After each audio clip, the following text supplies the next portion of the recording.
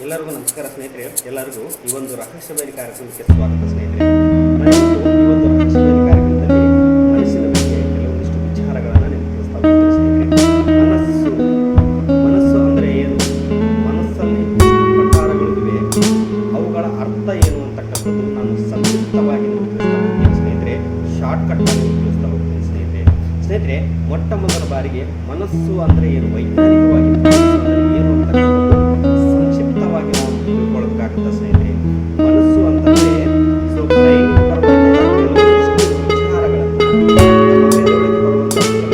ವಿಚಾರಗಳನ್ನು ಕಾರ್ಯರೂಪಕ್ಕೆ ತರುವಂತಹ ಒಂದು ಕ್ರಿಯೆ ಮನಸ್ಸು. ನೋಡಿ, ಇಲ್ಲಿ ಅರ್ಥ ಮಾಡ್ಕೊಳ್ಬೇಕು. ಮನಸ್ಸು ಅಂತಂದ್ರೆ ಸಿಂಪಲ್ ಆಗಿ ನಾವು ಅರ್ಥ ಮೆದುಳಿಗೆ ಬರುವಂತಹ ಕೆಲವೊಂದು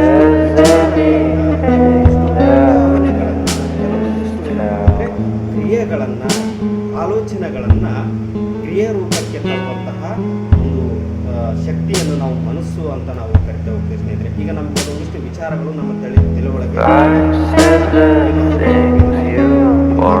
ಮಾಡಬಾರ್ದ, ಕೆಲವೊಂದಿಷ್ಟು ವಿಚಾರಗಳನ್ನು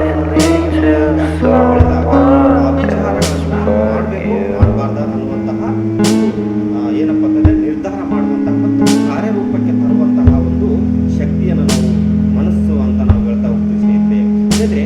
ಮನಸ್ಸಿನಲ್ಲಿ ಮೂರು ರೀತಿಯ ಪ್ರಕಾರಗಳನ್ನು ನೋಡ್ತಾ ಇದ್ದೀವಿ. ಮೊದಲನೇ ಪ್ರಕಾರ ಯಾವುದಪ್ಪ ಅಂತಂದರೆ ಸದೃಢ ಮನಸ್ಸು, ಎರಡನೇದು ಯಾವುದಪ್ಪ ಅಂತಂದರೆ ದುರ್ಬಲ ಮನಸ್ಸು, ಮೂರನೇದು ಯಾವುದಪ್ಪ ಅಂತಂದರೆ ವಿಕೃತ ಮನಸ್ಸು. ಈ ಮೂರು ಮನಸ್ಸುಗಳ ಅರ್ಥವನ್ನು ನಾವು ತಿಳ್ಕೊಳ್ಳೋಣ ಸ್ನೇಹಿತರೆ. ಮೊದಲನೇ ಮನಸ್ಸು ಯಾವುದಪ್ಪ ಅಂತಂದರೆ ಸದೃಢ ಮನಸ್ಸು. ಸದೃಢ ಮನಸ್ಸು ಅಂತಂದರೆ ಯಾವುದೇ ಆಕ್ಟಿವ್ ಆಗಿರುತ್ತೆ ಸ್ನೇಹಿತರೆ. ಫೇಸ್ ಮಾಡ್ತೀನಿ, ನಾನು ಭಯಪಡೋದಿಲ್ಲ, ನಾನು ಯಾವುದೇ ರೀತಿ ಎದುರೋದಿಲ್ಲ, ನಾನು ಧೈರ್ಯವಾಗಿ ನಾನು ಮುಂದೆ ಹೋಗ್ತೀನಿ ಅಂತಕ್ಕಂಥ ಒಂದು ಮನಸ್ಥಿತಿ ಉಳ್ಳುವಂತಹ ಒಂದು ಮನಸ್ಸನ್ನು ನಾವು ಸದೃಢ ಮನಸ್ಸು ಅಂತ ನಾವು ಹೇಳ್ತಾ ಹೋಗ್ತೀವಿ ಸ್ನೇಹಿತರೆ. ಅಂದರೆ ಸದೃಢ ಮನಸ್ಸು ಅಂದರೆ ಗಟ್ಟಿ ಮನಸ್ಸು. ಎಷ್ಟೇ ಕಷ್ಟ ಬಂದರೂ, ಎಷ್ಟೇ ಸಮಸ್ಯೆಗಳು ಬಂದರೂ ಕೂಡ ಅವುಗಳನ್ನು ಒಂದು ಫೇಸ್ ಮಾಡ್ತಾ ಅವುಗಳನ್ನು ಪರಿಹಾರ ಮಾಡಿಕೊಂಡು ಧೈರ್ಯವಾಗಿ ಮುಂದೆ ಸಾಕ್ತಕ್ಕಂಥ ಮನಸ್ಸೇ ಈ ಸದೃಢ ಮನಸ್ಸು. ಎರಡನೇದು ದುರ್ಬಲ ಮನಸ್ಸು. ಸೊ ಯಾವುದೊಂದು ಸಮಸ್ಯೆಗಳು ಬಂತಂತ ಹೇಳ್ಬಿಟ್ಟು ಭಯ ಪಟ್ಕೊಳ್ತಕ್ಕಂಥದ್ದು, ಯಾವುದೇ ಕಷ್ಟ ಬಂತಂತ ಕುಗ್ತಕ್ಕಂಥದ್ದು, ಹೌದಾ, ಸಮಾಜಕ್ಕೆ ಭಯಪಡುವಂಥದ್ದು, ಯಾವುದೇ ಒಂದು ಏನಪ್ಪ ಅಂತಂದರೆ ಕೌಟುಂಬಿಕ ಆಗಲಿ ಸಾಮಾಜಿಕ ಆಗಲಿ ಯಾವುದೇ ಸಮಸ್ಯೆಗಳು ಬಂದರೂ ಕೂಡ ಏನಪ್ಪ ಅಂತಂದರೆ ವೈಯಕ್ತಿಕವಾಗಿ ಏನಪ್ಪ ಅಂತ ಭಯ ಪಡ್ತಕ್ಕಂಥದ್ದು, ವೀಕ್ ಆಗ್ತಕ್ಕಂಥದ್ದು, ಯೋಚನೆ ಮಾಡ್ತಕ್ಕಂಥದ್ದು, ಚಿಂತೆಗೊಳಗಾಗ್ತಕ್ಕಂಥದ್ದು, ಗಾಬರಿ ಪಡ್ತಕ್ಕಂಥದ್ದು, ಜೀವನವೇ ಬೇಸರ, ಇಷ್ಟೇ ಜೀವನ, ಸೊ ಇದು ಜೀವನವೇ ಬೇಡ, ನಾವು ಆತ್ಮಹತ್ಯೆ ಮಾಡ್ಕೊಳ್ಬೇಕಂತಕ್ಕಂಥ ನಿರ್ಧಾರ ಮಾಡ್ಕೊಳ್ಳುವಂತಹ ಮನಸ್ಸೇ ಈ ದುರ್ಬಲ ಮನಸ್ಸು ಸ್ನೇಹಿತರೆ. ಅಂದರೆ ವೀಕ್ ಮೈಂಡ್ ಅಂತ ಕರಿತೀವಿ ನಾವು. ದುರ್ಬಲ ಮನಸ್ಸು, ವೀಕ್ ಮೈಂಡ್. ನಂತರದಲ್ಲಿ ಏನಪ್ಪ ಅಂತಂದರೆ ವಿಕೃತ ಮನಸ್ಸು. ನೋಡಿ, ವಿಕೃತ ಮನಸ್ಸು ಅಂತಂದರೆ ಈ ಎರಡು ಮನಸ್ಸುಗಳಿಗಿಂತ ಡಿಫ್ರೆಂಟ್ ಆಗಿರ್ತಕ್ಕಂಥ ಮನಸ್ಸು.